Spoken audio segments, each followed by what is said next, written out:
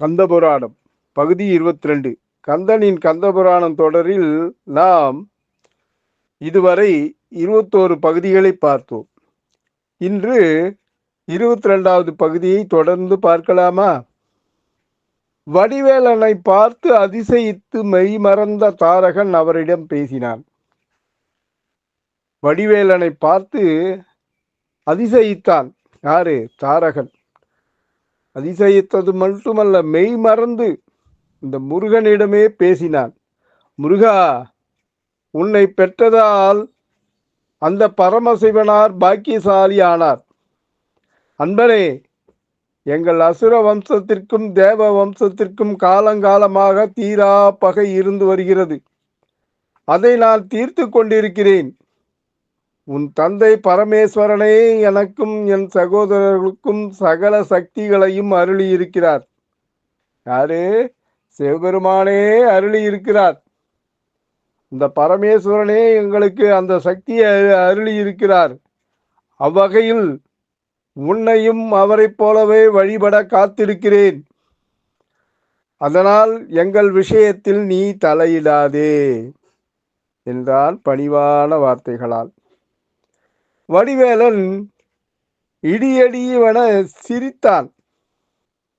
கடகடவென சிரித்தான். தாரகா, நன்றாக இருக்கிறது உன் பேச்சு. உலகத்தையே சிருஷ்டிக்கும் பரமசிவன் கருணையே வடிவானவர். உலகத்தையே சிருஷ்டிக்கும் பரமசிவனாரின் கருணையே உன்னை அழிக்க வேண்டும் என்பதுதான். ஏனெனில் பரமசிவனார் உனக்கு வரமளிக்கும் போது என்ன சொன்னாரோ அதை நீ மீறிவிட்டாய்.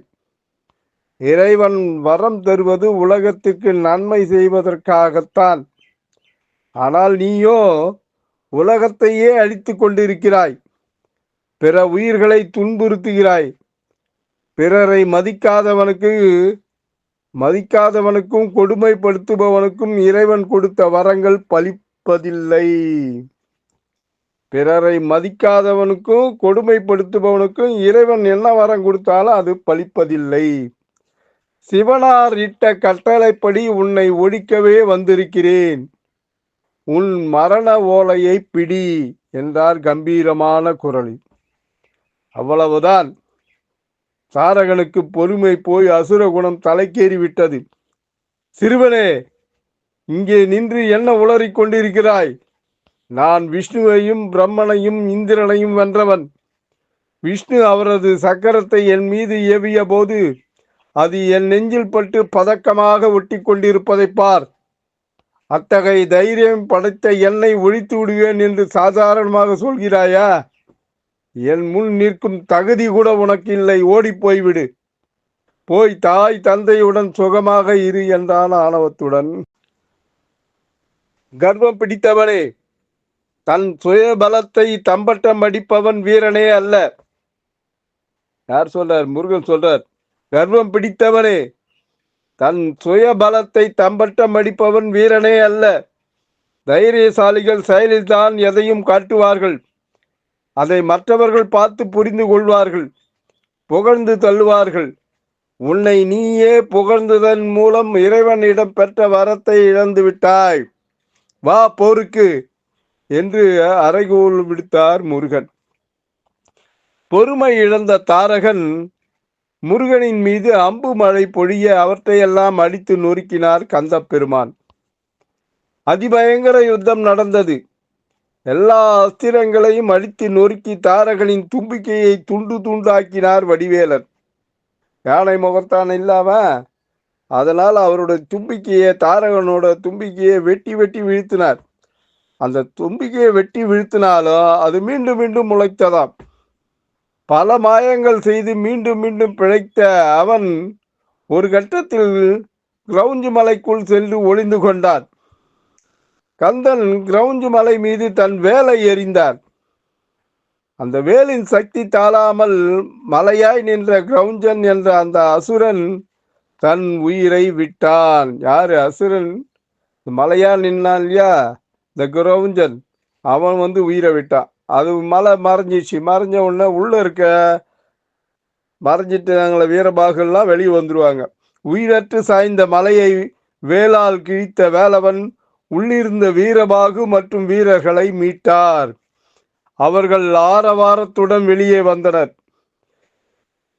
மறைந்திருந்த தாரகன் வித்யுமன் மாலி, தாராக்ஷகன், கமலாக்ஷகன் என்ற பெயர்களில் 3 வடிவங்கள் எடுத்தான். யாரு? தாரகன் 3 வடிவங்கள்ல தன்னுடைய வடிவங்களை மாற்றிக்கொண்டான்.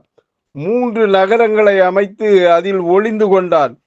முருகப்பெருமான் பரமசிவனார் போல் உருமாறி அந்த நகரங்களை எரித்தே அழித்தார். அங்கிருந்து தப்பிய தாரகனை வேலெறிந்து வீழ்த்தினார் முருகன். சற்றும் எதிர்பாராத விதமாக தாரகன் போர்க்களத்தில் விழுந்து இறந்துட்டான். தாரகன் ஒழிந்தான், அழிந்தான், இறந்தான். வானவர்கள் மலர் மாறி பொழிந்தனர். தாரகனின் படை சிதறியது. அவர்களை வீரபாகு தலைமையிலான தேவர் படை துவம்சம் செய்தது. போர்க்களத்தில் ஒரு அசுர உயிர் கூட மிஞ்சவில்லை. தாரகன் மடிந்தான் என்ற செய்தி அறிந்து அவனது மனைவி கௌரியும் மற்ற ஆச நாயகியரும் ஓடி ஓடி வந்தனர். அன்பரே, விஷ்ணுவாலும் தேவேந்திரனாலும் வெல்ல முடியாதவரும் பரமசிவனாரிடம் சாகாவரம் பெற்றவருமான உங்களுக்கா இந்த கதி நேர்ந்தது? இனி நீங்கள் சென்றுள்ள உலகத்திற்கே நாங்களும் வருவோம். ஒரு சிறுவனிடம் உங்கள் கணவன் தோற்றான் என்று பிறர் பேசுவது எங்கள் காதில் விழும் முன் உங்களை நாடி வந்து விடுகிறோம் என்று கதறினார்கள் அவர்கள். தன் தந்தை இறந்த செய்தி அறிந்து தாரகனின் மகன் அசுரேந்திரன் ஓடோடி வந்தான். அவன் தந்தையின் உடலின் மீது விழுந்து கதறினான். அப்பா, ஒரு சிறுவனிடம் தோற்று அசுர குலத்திற்கே தீரா களங்கத்தை ஏற்படுத்தி விட்டீர்களே, இது எப்படி சாத்தியமாயிற்று? ஆயினும் உங்களுக்கு நேர்ந்த இக்கதிக்கு பிராயச்சித்தம் செய்வேன். எந்த சிறுவன் உங்களை தோற்கடித்தானோ அந்த சிறுவனுக்கு பாடம் புகட்டுவேன் நான்.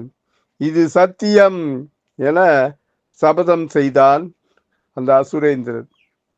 பின்னர் அகில் சந்தன கட்டைகளை அடுக்கி அதன் மீது தன் தந்தையின் உடலை வைத்து சகல மரியாதைகளுடன் தகனம் செய்தான் அசுரேந்திரன் தாரகனை. அவனது தாய்மார்கள் தங்களையும் சிதையில் வைத்து தகனம் செய்யும்படி அடம்பிடிக்கவே தனது தாய்மார்களையும் சிதையில் அமர வைத்து தீ மூட்டினான் அசுரேந்திரன். இறுதி கிரியைகளை முடித்த பின் கோபமும் வருத்தமும் பொங்க தன் பெரியப்பா சூரபத்மனின் நகரான வீர மகேந்திர பட்டணத்தை வந்தடைந்தான். எல்லா காரியங்களையும் முடிச்சதுக்கு அப்புறம் தன்னுடைய பெரியப்பாவை போய் பார்க்கலாம், சூரபத்மனை போய் பார்க்கலாம் அப்படின்னு அசுரேந்திரன் கிளம்பிட்டான். அசுரேந்திரனை கண்டதும் சூரபத்மன் என்ன செய்தான் என்பதை கந்த புராணத்தில் நாளை 23வது பகுதியில் பார்க்கலாமா? பக்தியுடன் எம் தணிகானந்தம் சேந்தமங்கலம். வணக்கம்.